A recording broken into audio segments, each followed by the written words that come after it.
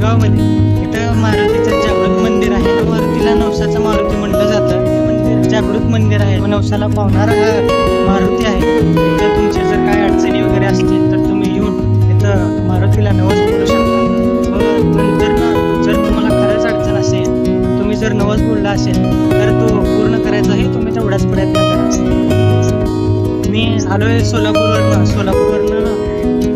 जवळपास 60 किलोमीटर अंतरावर कोडगाव आहे. तिथं मी आलेलो आहे. तिथून जर तुम्हाला अक्कलकोट रेल्वे स्टेशन जर तुम्हाला असेल जवळ तर तुम्ही इथे येऊ शकता. इथून एक 2-3 किलोमीटरच्या अंतरावर मंदिर आहे. हनुमान यांचे पूर्ण इच्छा पूर्ण करू हीच हनुमान चरणी प्रार्थना.